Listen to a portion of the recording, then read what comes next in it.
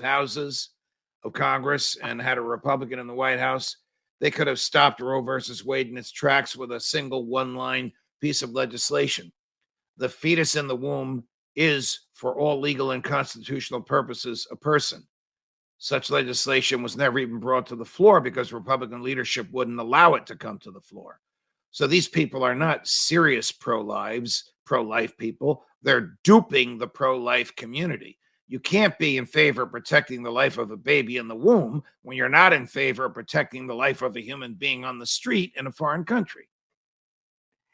You know, Judge, what, being, the authority that you are, the judicial authority, what makes you an accessory to a crime? So, for example, if I know that somebody's committing murder and robbing people, and I supply that person with money and weapons, am I an accessory to the crime? Yes, you are. Yes, you are. It's a very, very, very interesting moral question, which has begun to be debated in the legal academic community. Those very few of them who believe that we have no dog in the fight in Ukraine. Are we accessories? And this is the Colonel McGregor, Phil Giraldi, Scott Ritter, very, very rational, sound argument. Are we accessories to murder by aiding the Ukrainians? And if we didn't aid the Ukrainians, wouldn't this have been over a month ago? Yep. And maybe 500,000 lives ago? So taking it one step further, more than just being an accessory to the crime, would accessory to the crime also be that we are in fact not fighting a proxy war against Russia, we are at war with Russia? Yes, I think we are at war with Russia, and I think that pleases a lot of people in the Republican Party. You just mentioned the names of some of them. Lindsey Graham, to his credit, is open about this. I mean, his thinking is warped, but at least he's open about it. The others aren't even open about it. Chris Coons, senator from Delaware, Joe Biden's closest friend in the Senate, the one who occupies the seat that Biden himself had for 36 years, said it's time to consider troops on the ground. I'm happy that they are telling the truth, but it is dreadful if this conversation becomes commonplace. Well, Look, again, it's Ron Paul has released, you and I have talked about this, the tape of the CEO of Raytheon saying, the gear that the Ukrainian military is getting is stuff we've stockpiled in Europe and NATO has stockpiled. It's not our best stuff. And half of it gets destroyed by the Russians before it even gets into the hands of the Ukrainians, because the Russians are not stupid. They know where it is. Now I'm going to paraphrase the CEO. We're happy that this happens because once the stockpiles go down, what are they going to do? They're going to come to us and pay us for more instruments of death.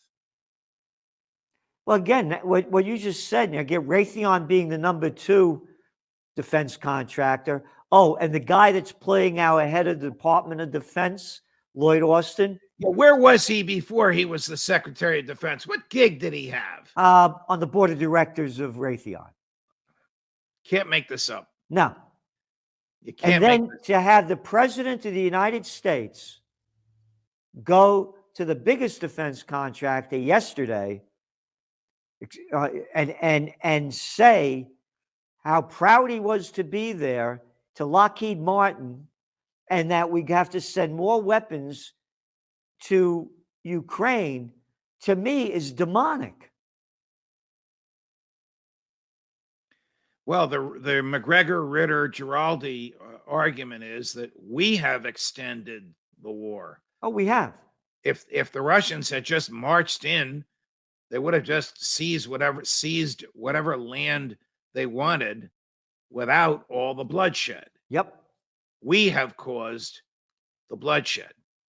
I don't know how this ends. I mean, Ritter and McGregor and Giraldi are telling me there's no way the Russians can lose. I say the same. And that the DOD has told that to Biden. So Biden, it's tough to figure out his brain because I don't know if it's all there. But Biden must either think that a World War III would make him another FDR, or that extending this war somehow improves his approval rating amongst voters in America, because extending the war is not helping the Ukrainians. It's helping the Russians to destroy Ukraine. But again, it's bigger than Biden. I mean, we talked about this guy, Austin, that's playing defense. He's coming out and saying, quote, we're going to weaken Russia. We're going to weaken Russia. So, and again, it's not only the Republicans, look at the Democrats that all support this war. Yes. I mean, it's across the board. They're calling for the war even more than, as much as the Republicans are. Again, because you turn on Fox or CNN or MSNBC and you see war, and you see all of it from the Ukraine side. So the media in cahoots with Raytheon and Lockheed and the federal government and the CIA. CIA feeds all kinds of information to the media. I know that to be so, having been a part of the media. They've persuaded the American public that Russia's wrong, that Ukraine is right, and that we must do everything possible to stop Putin. That's where we are now. And every week we talk about this, Gerald. Yep. It's worse. It's not better. It's worse. They had an election, a primary election in Ohio. A guy that was running, he came from nowhere, this guy, J.D. Vance. He won the primary to run for Senate. He came out against the Ukraine war, the only one. And he got a load of media. They started hitting on him for it. Two issues that he won with, as I see it, and that I've been saying for a long time. He's against the government forcing you, to fight the COVID war, telling you you have to do what they tell you to do with the vaccinations, etc. And number two, coming out against the Ukraine war, saying it's not our involvement in it.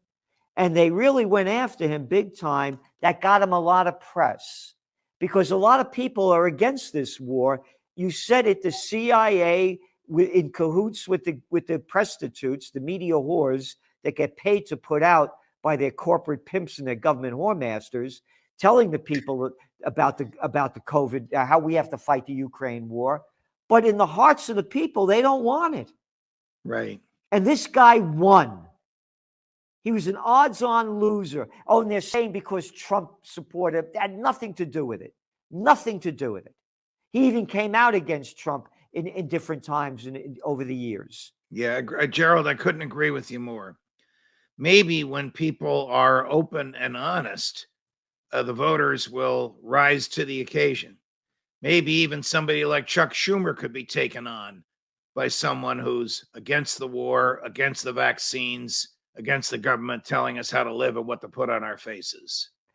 And some man who is the judge of freedom, a man of peace, and really somebody that knows about justice and wants it to continue to be part of our lives should be the president of the United States.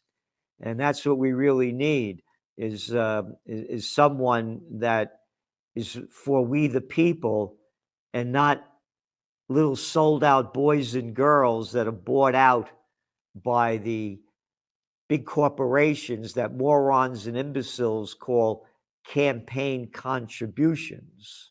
They're bribes and payoffs. Now, we need a man like Judge Napolitano to be the president of the United States. Don't say that too loud. You'll get me in trouble. No, I won't. Thank you, Judge. See you next week. All the best, Gerald.